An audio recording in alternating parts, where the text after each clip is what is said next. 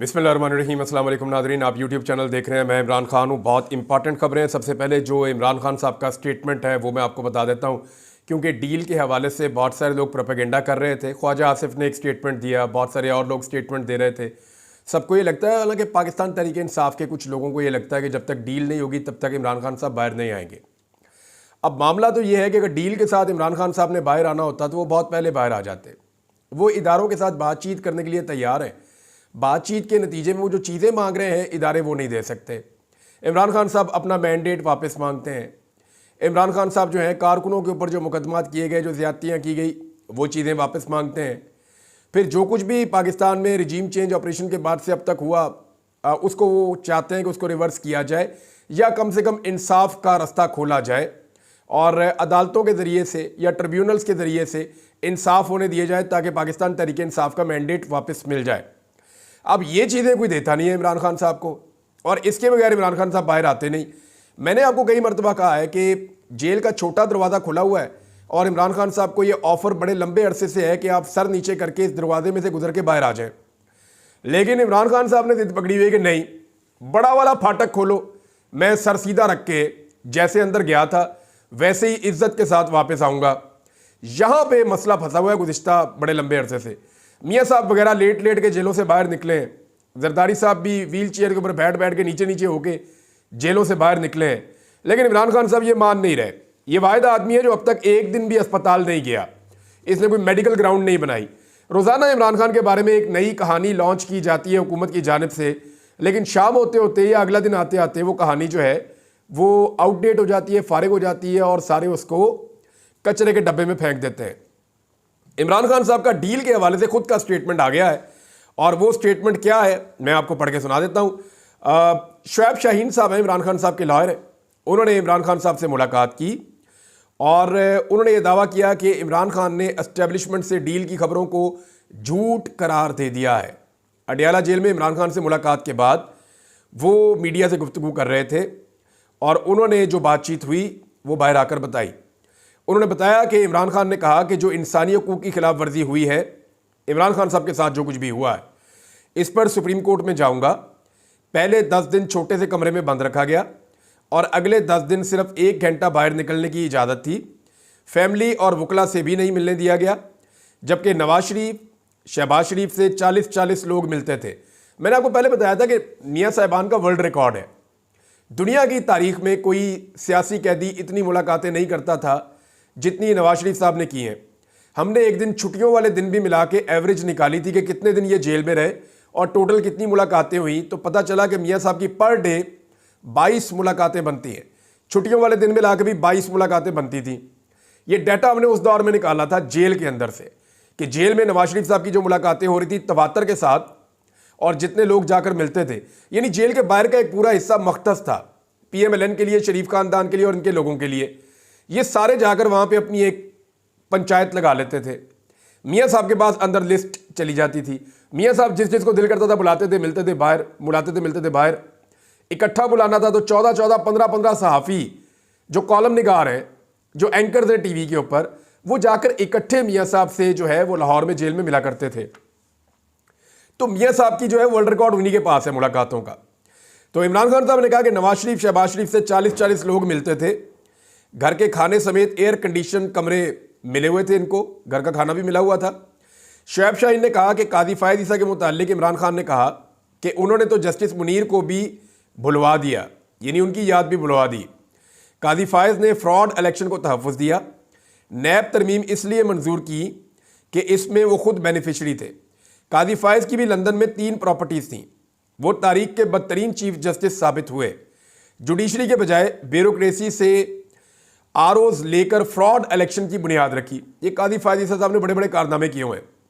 बानी PTI ने deal की खबरों को झूठ करार देते हुए कहा कि वो मिलिट्री कोर्ट से नहीं डरते और हकीकी आज़ादी के लिए अपना जिहाद कर रहे हैं। इमरान खान की बहन अलीमा खान ने भी मीडिया से गुफ्तगू करते हुए बताया कि इमरान खान ने कहा है कि वो हरगिज़ डील नहीं करेंगे, मिलिट्री कोर्ट्स और जुल्म सह लेंगे मगर झुकेंगे किसी सूरत नहीं। अब ये जनाब इमरान खान साहब ने डील के बारे में क्लियरली ये सारी बात बता दी है। एक और चीज़ मैं आपके सामने रख देता हूं कि देखिए 2 जज हैं। मैं इससे पहले कि बात को तफसील से करूं, मैं सिर्फ ये बता देता हूं कि अब वज़ीर दाखिला ने एक स्टेटमेंट दिया जिसके बाद ये सूरत शुरू हुई है। वज़ीर दाखिला का ये कहना है कि जिन लोगों ने काजी फ़ाइज़ ईसा के ख़िलाफ़ बैरून मुल्क एहतजाज किया, वैसे तो हुकूमत इसको हमला करार दे रही है। हुकूमत का ये कहना है कि काजी फ़ाइज़ ईसा के ऊपर बैरून मुल्क में हमला हुआ है, और जो हुक्म दिया वो मैं एक्सप्रेस न्यूज़ की खबर आपको पढ़ के सुना देता हूँ। ज़रा सिंपल कर लेते हैं ना, जो टीवी चैनल ने कहा है, जो अखबार ने लिखा है, वो आपको पढ़ के सुनाता हूँ ताकि उसके ऊपर तज्जिया करने में, आपको हक़ाइक़ बताने में आसानी रहे। वज़ीर दाखिला ने कहा कि लंदन में साबिक चीफ जस्टिस काजी फ़ाइज़ ईसा और पाकिस्तानी हाई कमीशन की गाड़ी पर हमला अफसोसनाक है। नादरा को हमला आवों की शनाख्त के लिए फौरी इक़दाम और शनाख्ती कार्ड मनसूख करने का उन्होंने हुक्म दे दिया है कि जनाब शनाख्त करें। इनके खिलाफ FIR भी दर्ज करने की बात की गई है। इनके खिलाफ कानूनी कार्रवाई भी की जाएगी। पाकिस्तान में FIR दर्ज करके मजीद कार्रवाई की जाएगी। हमला आवरों के शनाख्ती कार्ड ब्लॉक किए जाएंगे और पासपोर्ट मनसूख किए जाएंगे। ये जनाब वज़ीर दाखिला ने कहा कि जो काजी फ़ाइज़ ईसा साहब की इज़्ज़त अफजाई हुई है बरतानिया में, उस हवाले से। अब देखें, 2 जजेस हैं जो इस वक्त पाकिस्तान में नहीं है। एक चीफ जस्टिस के बड़े मनसब से रिटायर हुआ, आज से 1-2 साल पहले उसकी पाकिस्तान में बहुत इज्जत थी, लेकिन जब वो अपने मनसब पे आकर बैठा चीफ जस्टिस के, तो इंसानी हकूक़ को भुला दिया। बदतरीन इंसानी हकूक़ की खिलाफ वर्जियाँ हुई। हर गलत काम के अंदर काजी फ़ाइज़ ईसा साहब ने सहूलतकारी की। तारीख का बदतरीन मैंडेट चोरी हुआ और काजी साहब ने सहूलतकारी की। यानी जो कुछ भी इस मुल्क में हुआ, जो बुरा हुआ, उसका हिस्सा काजी साहब ज़रूर बने और उस पर फ़ख्र भी करते रहे। बल्कि अपने मुखालिफिन को ना सिर्फ कुचलते थे बल्कि उनका मजाक भी उड़ाते थे। यानी काजी साहब ने कहा था ना कि अगर आप किचन की गर्मी बर्दाश्त नहीं कर सकते तो फिर आप निकल जाएं, आप वहाँ से निकल जाएं। तो यही वो काजी फ़ाइज़ ईसा साहब हैं जो जुल्म के ऊपर मुस्कुराते थे, इंजॉय करते थे। अब काजी साहब जो है, जब वो बरतानिया में मौजूद हैं तो पाकिस्तानियों ने उनके खिलाफ एहतजाज किया।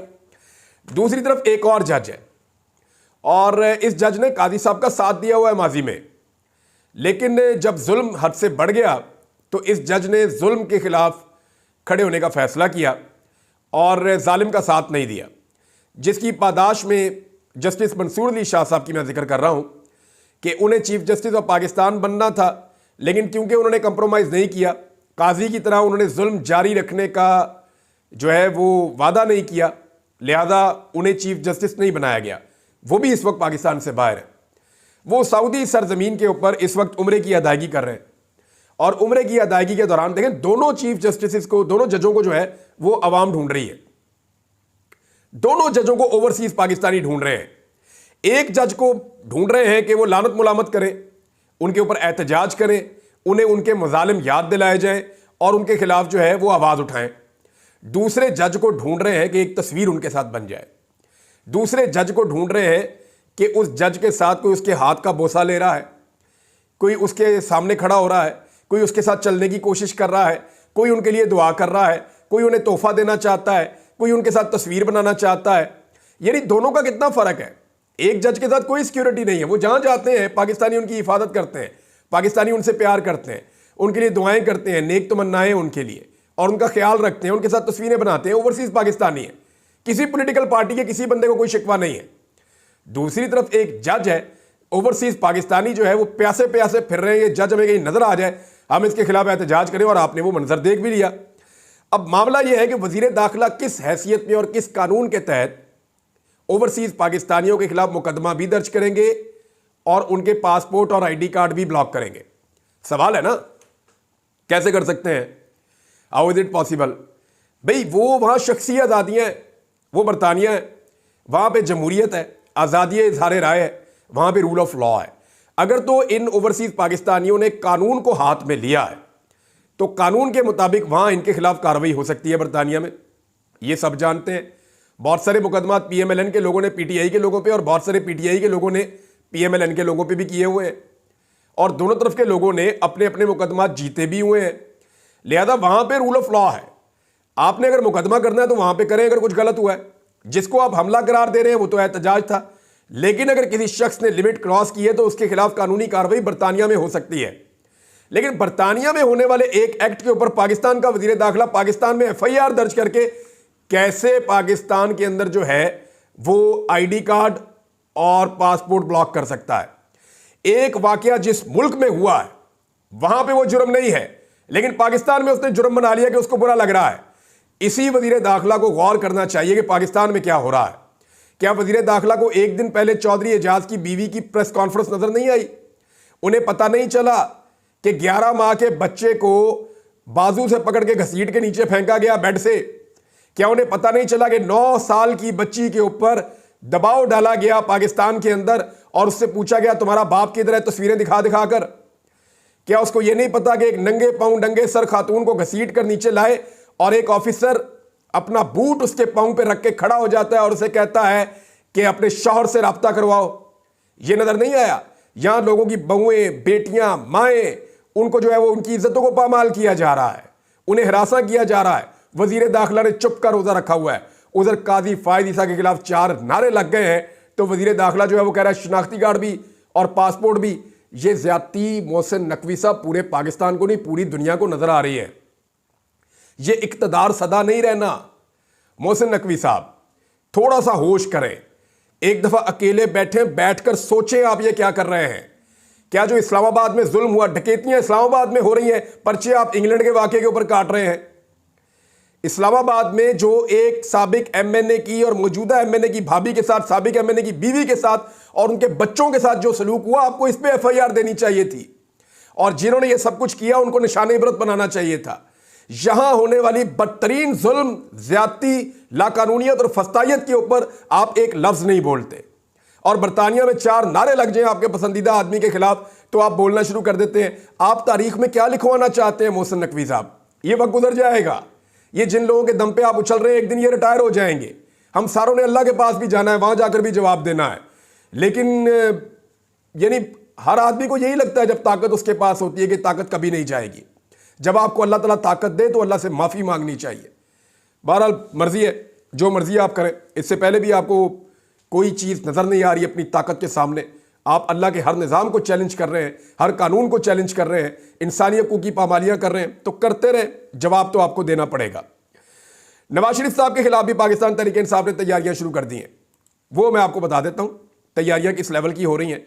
नवाज शरीफ साहब के खिलाफ जनाब तैयारियां हो रही हैं अमेरिका में और पाकिस्तान तहरीक इंसाफ के कारकुनों ने एहतजाज की तैयारी कर ली है और नवाज शरीफ साहब अपने दोस्त की अहलिया के इंतकाल अब जो बताया गया है और मेडिकल चेकअप के लिए पीर के रोज़ अमेरिका पहुंचे हैं। लेकिन खबर अंदर की कोई और ही आ रही है कि मियां साहब उधर कोई एस्टेब्लिशमेंट के साथ, अमरीकी एस्टेब्लिशमेंट के साथ कोई साजबाज कर रहे हैं कि इमरान खान से बचाओ हमें, और अगर डोनाल्ड ट्रंप आ भी जाते हैं तो हमारी खिदमत हासिल करने, हमें इमरान खान से बचा लें, जो चाहिए हम देते हैं पाकिस्तान के नुक्ता नज़र से। बहरहाल जैसे ही पहुंचे हैं वहां पे तो पाकिस्तान तहरीक इंसाफ के कारकुनान ने एहतजाज के लिए वाशिंगटन में डैलास एयरपोर्ट के बाहर जमा हो गए। लेकिन नवाज शरीफ साहब वफद के हमरा निजी तैयारों के लिए मुख्तस खसूसी गेट से निकल के चले गए और वहाँ पे जो है पाकिस्तानी सफ़ीर ने मियाँ साहब को जो है वो निकाला और एक रिहाइशगाह पे पहुँचाया और मियाँ साहब ने वहाँ इशाया भी किया। चंद अमरीकी सहाफ़ी भी वहाँ पे शामिल किए गए, अपने कुछ मेहमान भी वहाँ पे बुलाए गए। लेकिन उसके बाद अब ये पता चल रहा है कि पाकिस्तान तहरीक इंसाफ ने ये फ़ैसला किया है कि हम होटल समेत हर इस जगह पहुँचेंगे जहाँ नवाज शरीफ जाएंगे। पाकिस्तान तहरीक इंसाफ जो बाइडन को यह एहसास दिलाएगी कि वो एक गैर मकबूल शख्स की हमायत कर रहे हैं। जो बाइडन हुकूमत को एहसास दिलाना चाहती है पाकिस्तान तहरीक इंसाफ। नाज़रीन, अदालत के अंदर भी अब जो है ना वो अंगड़ाइयाँ आना शुरू हो गई हैं और चीज़ें किसी और तरफ जा रही हैं। मिसाल के तौर पे जज अबुल हसनात, जिनके बड़े ही रिकॉर्ड हैं, साइफर वाला बड़ा मशहूर इनका केस है और बहुत सारी चीज़ें, जब भी इनके पास कोई मुकदमा जाता है ना तो ये फटाफट जो है वो जैसे निज़ाम चाहता है वैसा ही फैसला दे देते हैं। इन्होंने किसी किस्म की कोई कसर नहीं छोड़ी पाकिस्तान तहरीक इंसाफ को दबाने में। तो खबर यह है नाज़रीन कि साइफर ट्रायल के जज अबुल हसनात के कारनामे जो हैं वो देखें हैं। जब तक ये मौजूदा इंसाफ नहीं हो सकता, ये इस्लामाबाद हाई कोर्ट ने कहा है। ये आज़म स्वाति साहब की जो ज़मानत का मामला वहाँ पे लगा हुआ था, उनका रिमांड को चैलेंज किया गया था क्योंकि जज अबुल हसनात साहब के पास दहशतगर्दी की अदालत में जो भी मुकदमा चला जाता है तो जैसा निज़ाम चाहता है वैसे ही रिमांड वो ले लेता है। नॉर्मली तो हमने यही होता हुआ देखा है और इसके ऊपर अब अदालत जो है वो तंग आ गई। तो इस्लामाबाद हाई कोर्ट के अंदर आप रिमार्क्स देख लें, उन्होंने जज अबुल हसनात मोहम्मद जुल्करनैन से वज़ाहत तलब कर ली है कि जनाब दुनिया की किसी अदालत में इस तरह की नाइंसाफ़ी नहीं हुई जो इस जज ने की है। यानी अब जजेस खुद बता रहे हैं कि हमारे जूनियर जजेस ने, जिनको इस्तेमाल किया गया, पाकिस्तान के निज़ाम ने जिनको इस्तेमाल किया, उन्होंने किस लेवल की नाइंसाफ़ियाँ की हैं। जस्टिस मियां गुल हसन औरंगज़ेब और जस्टिस अरबाब मोहम्मद ताहिर ने आदम सवाती के जिस्मानी रिमांड के खिलाफ दरख्वास्त पर समाअत की। आदम सवाती की जानिब से एडवोकेट अली बुखारी अदालत में पेश हुए और जस्टिस मियां गुल हसन औरंगज़ेब ने ATC जज के रवैये पर इजहार बरहमी करते हुए पूछा कि अबुल हसनात की अदालत में क्या कैमरे लगे हुए हैं? हमारे पास पहले भी केसेस आए हैं जहां ये मिसकंडक्ट कर रहा है, ऑर्डर करके तारीख देता है, बाद में जमानत मुस्तरद कर देता है। 2 जजेस ने MIT को लिखा कि इसको फौरी तौर पर वापस भेजा जाए। हमने पहले भी लिखा और इसको वापस भेजा। इस आदमी को यहां रखा हुआ है ताकि इनकी सियासी कार्रवाइयां कर सके। इस्लामाबाद में इंसाफ नहीं होगा जब तक ये आदमी यहां है। अब किसी जज के लिए डूब मरने का मुकाम है अगर उसके सीनियर जजेस इस तरह की बातें कर रहे हैं, और ये इज्जत खुद कमाई है जज अबुल हसनात साहब ने, क्योंकि जो जस्टिस मियां गुल हसन औरंगज़ेब साहब और उनके साथी जज जो बातें कर रहे हैं वो हकायक हैं। उन्होंने कहा कि साइफर ट्रायल में इस जज के कारनामे देखें, दुनिया की किसी अदालत में इस तरह की नाइंसाफ़ी नहीं हुई जो इसने की। वजारत कानून इसको सपोर्ट कर रही है और कह रही है कि यही काम करो, इसीलिए तुम्हें बैठाया हुआ है। बहरहाल अदालत ने समाअत कल तक के लिए मुलतवी कर दी। अब जज अबुल हसनात साहब बताएंगे कि जनाब क्यों उन्होंने आदम सवाती साहब का रिमांड पे रिमांड दिया हुआ है।